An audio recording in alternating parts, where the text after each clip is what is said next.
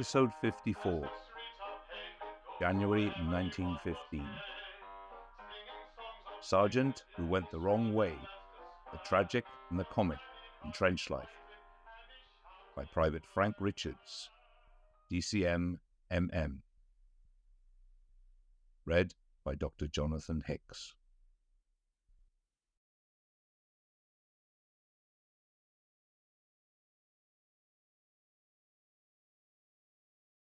The first week in January 1915, we took over some trenches at Bois Grenier.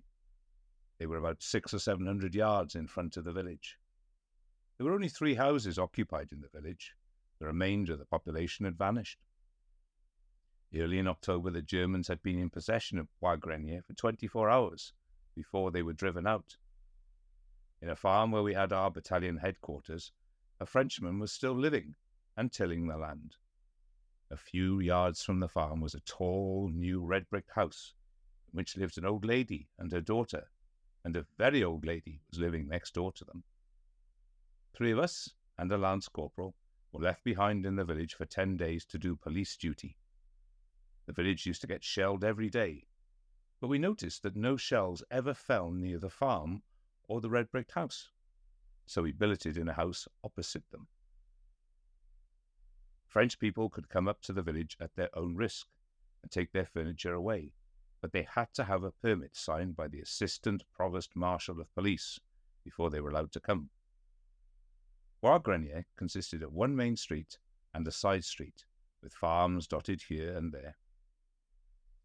We stayed in the side street.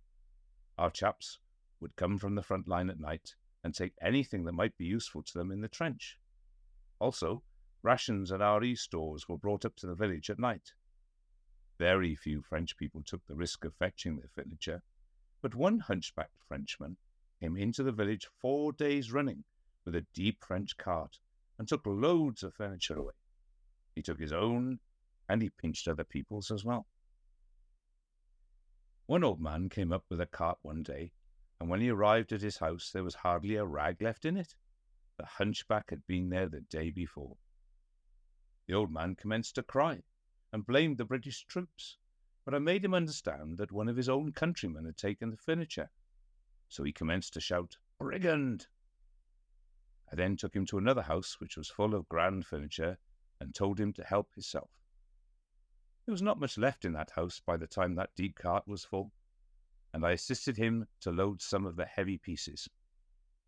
I thought it queer that he did not hesitate to steal another man's furniture, but had cried when he'd found his own was stolen.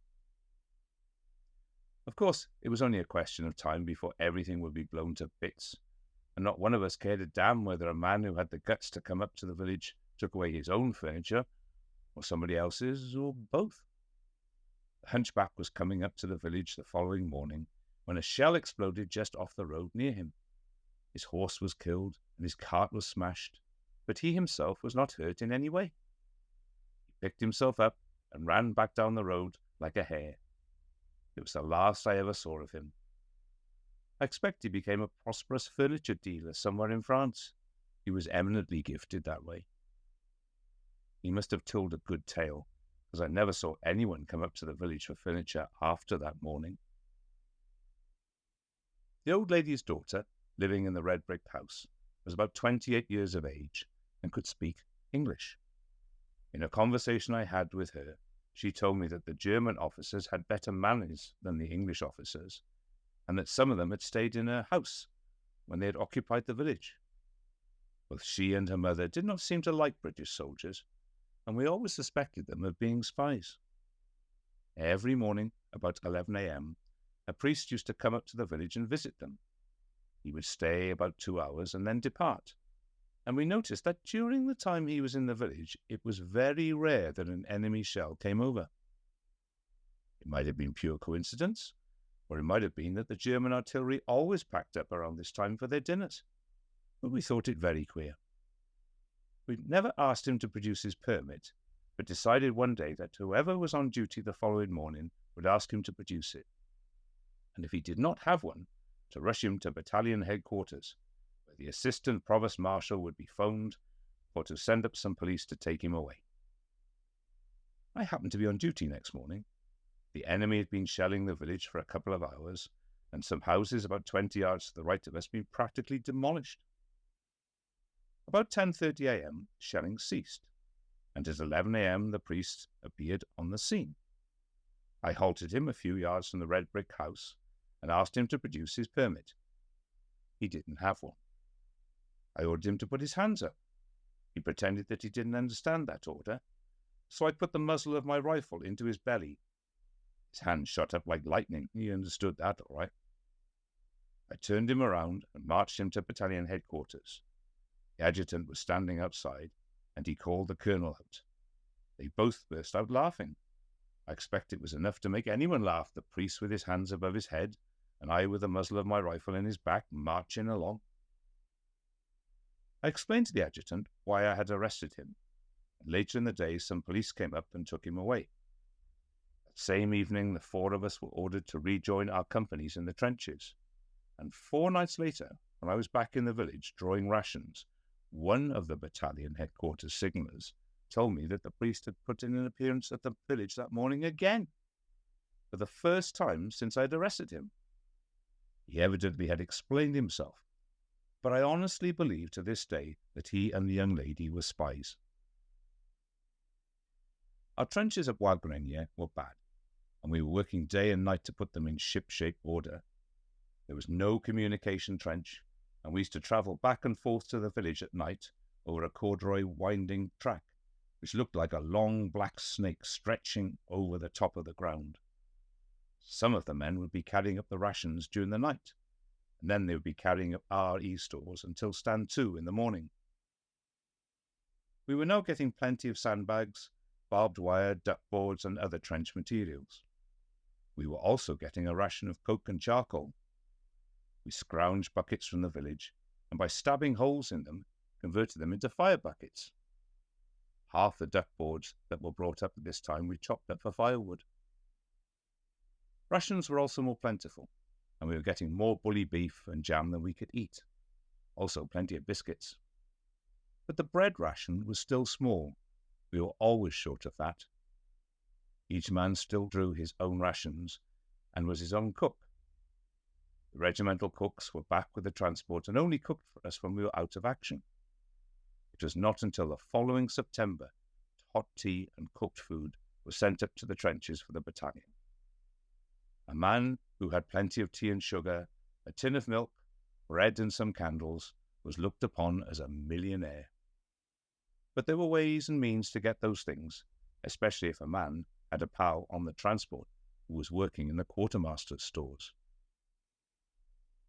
A willow ditch with about 2 feet of water in it ran from the enemy's trench through no man's land and through our trench. We drew water from it for drinking and cooking, but later in the war this was strictly forbidden. One night, a patrol which had gone forward along it about 150 yards discovered some dead bodies lying in it, who I expect had been killed early in October. The ditch may well have been dry at that time. Orders were then issued that we were not to drink any more of the ditch water, but we still continued to drink it. Our insides were now as tough as the outsides of our bodies. Our trenches were about 300 yards from the enemy's, and we frequently sent out night patrols. Generally an officer and 2 men, sometimes a sergeant and 2 men. The main object of patrols was to try and discover where the enemy had their listening posts, and also what regiment was holding the trenches in front of us. Sometimes the Germans would send out a strong patrol, between 20 and 30 men, which would spread out like a fan over the ground they were travelling. It was quite possible, when they had a large patrol out like that, for one of our patrols to get right in the centre of theirs before spotting them. And if the German patrol spotted them first, their flank men would simply have to close in, and our patrol would be surrounded. When a patrol went out, word was passed up and down the line, and no shots were fired until they returned, unless it was to fire a flare telling them to return. One night, 3 of us went out on patrol. We'd gone out about 100 yards walking, and then began to crawl. We'd crawled a considerable way towards their trench when we spotted forms moving to the right and the left of us. We knew at once that we were inside the ring of a large German patrol. They were walking, and there was the possibility they hadn't seen us. So we did what another patrol had done a fortnight before. We separated and lay very still, pretending we were dead men. I crawled into a shell hole, which was half full of water, and laid down with half my body in the water. We had blackened our faces and bayonets before going out. I unfixed my bayonet and put it underneath my leg. Shortly after, I could hear whispering voices and knew that the enemy patrol was returning, and two of them passed by me on each side of the shell hole. I lay there a little longer, and then a quick look to my front and could see their forms disappearing in the distance. The trick had worked all right with the three of us, and we got back to our trench quite safe. But we were in a state, and I believe I never felt so cold during the whole of the war as what I did then when I was lying in that water in the shell hole. I don't know whether the patrol spotted us or not, but their flank men had closed up when they were returning. One very dark night, with not a star in sight, a sergeant and two men from B Company were out on patrol. Some hours later, the two men returned without the sergeant. The two men reported that after wandering about no man's land and falling in shell holes here and there, the sergeant decided to return. They started to argue the point as to which direction their trenches lay, the sergeant saying they lay one way and the men the other. The enemy had not sent up any flares or fired any shots. They must have had a working party out or a patrol. The sergeant then commenced to walk to what he thought were his own lines, but really the Germans, informing the men that he would report them when he got back. The men decided to wait where they were for a bit, until either a German flare or one of their own went up. Suddenly, machine gun and rifle fire rung out, and up went a German flare, which told them that they had been right and the sergeant wrong. The sergeant, no doubt, had walked up to the edge of the German barbed wire, shouted in English it was one of the patrol returning, and had been absolutely riddled. Next day, a body could be seen lying over the enemy's wire, which had not been there the day before. About February, periscopes were introduced into the trenches. They were little mirrors stuck on the back parapet, and day sentries could sit on the fire step of the trench and view no man's land in front. Before they were introduced, day sentries would have to get up on the fire step and take a sharp look ahead every now and then. Many a day sentry had been drilled through the head before periscopes had been introduced. One morning, Stevens and I were watching a man fixing a hand pump. The trench at this point took a sharp turn to our right front, and we were on the corner. It was Berry, the man who had that bullet in his haversack on the Marne. He had his boots, socks and puttees off, with his trousers rolled up above his knees, and his language was delightful to listen to. Soon he slipped on his back in the water, and we burst out laughing.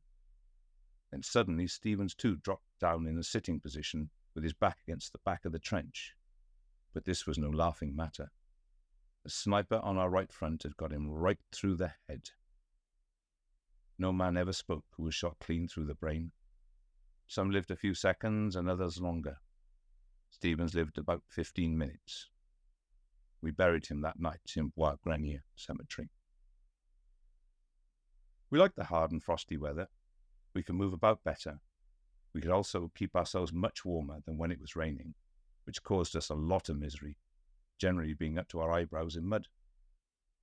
At night, when it was freezing hard, we sometimes used to hang our shirts on the barbed wire in front and fetch them in before dawn. The idea was to freeze the crawlers. We would brush off as many dead ones as we could find, then rub the stiffening out of the shirts and put them back on. In a few minutes' time, those that had not been found would be coming back to life, and were soon hale and hearty. Being very hungry after their night out, they would commence to bite us as if they'd had no food for weeks. We tried many experiments to get rid of them, but they always beat us. The old soldier used to say that if a man had the craftiness of a woman and the staying abilities of a louse, he could easily conquer the world.